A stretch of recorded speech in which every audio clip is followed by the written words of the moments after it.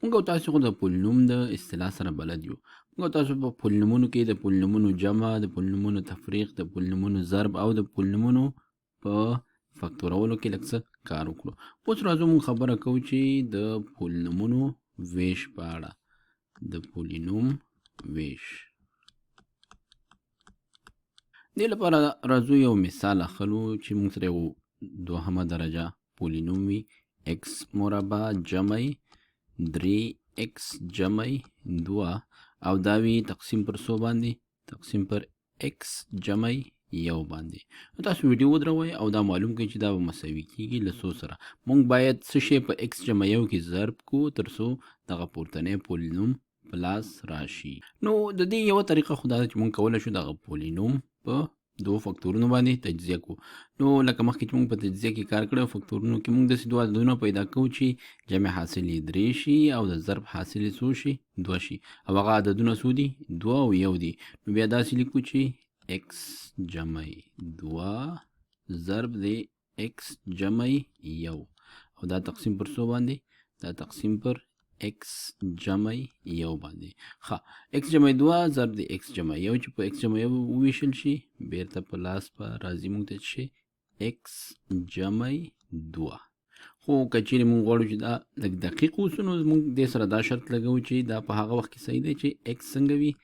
x مساوي له منفي 1 سره نه وي. ځکه که دې افاده کې او دې دواړو افادو کې که چیرې دغه x له منفي 1 سره مساوي شو نو بیا دا مخرج صفر کیږي او مونږ پوهیږو چې کله چې دې کې دا مخرج صفر شو مونږ ستونزو سره مخ کیږو. خو پرته له دې قیمت نه بیا د دې x په هر قیمت سره مونږ پوهیږو چې دا افاده دا مساوي ده له دې سره کوم چې دا لاسته راځي ورنه. ځکه چې x جمع 2 ضرب x منفي 1 دا خپله مساوي دی x جمع x مربع جمع 3x جمع 2 سره. ښه دا چې مونږ د پولینومونو په ویش کې وړاندې ځو مونږ بیا داسې صورتونو سره مخ کیږو چې هغه داسې په ساده فکتورونو سره نه حلیږي. نو هغې لپاره به مونږ راځو د پولینومونو د ویش اوږده طریقه ده هغه کاروو. نو دلته لیکو چې هغې لپاره مونږ څه کوو؟ د پولینومونو اوږد ویش او ښایي تاسو دې طریقې سره بلد هم هسئ ځکه چې دا طریقه چې دا مونږ لومړی د ویش طریقه په همدې شکل زده کړې وه چې راخلو x مربع جمع 3x جمع 2 او دا راخلو دا ویشو په څه باندې؟ دا ویشو په x جمع 1 باندې.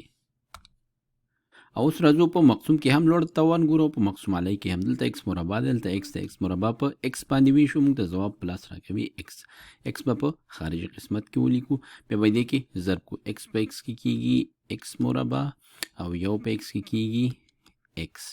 اوس به راځو دا به منفي کو علامې به دې تغییر کو دا به له دې سره ختم شي نو دلته به پاتې شي 2x جمع 2. یو ځل بیا راځو لوړ توان دلته دا یو دی نو 2x چې په x باندې وویشو دلته موږ ته په لاس راځي سو 2 نو لیکو جمع 2. اوس به پکې ضرب کو 2 په x کې کیږي 2x 1 په 2 کې کیږي علامه مثبت 2 دا یو ځل بیا علامې تغییر شي دا به له دې سره ختم شي او دا به له دې سره ختم شي موږ سره باقي څو پاتې شو 0 په دې معنی چې دا په دې باندې پوره وویشل شو او موږ ته ځواب په لاس راغی x جمع 2 کوم چې همدا مخکینی ځواب دی.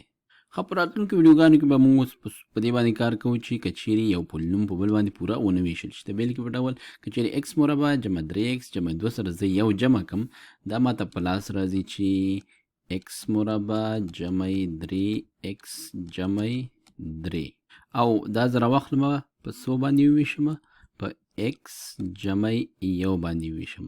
نو په دې دواړو طریقو باندې چې موږ مخکې ځو دا په دې باندې پوره نه ویشل کیږي. نو دې لپاره موږ داسې کولی شو چې دا لیکو چې دا مساوي کیږي x مربع جمع 3x جمع 2 جمع 1 او دا ټول تقسیم پر څو باندې x جمع 1 باندې. بیا له دې ځایه موږ لیکلی شو چې x مربع جمع 3x جمع 3 تقسیم پر جمع 2 تقسیم پر x جمع 1 او بیا جمع 1 تقسیم پر x جمع 1.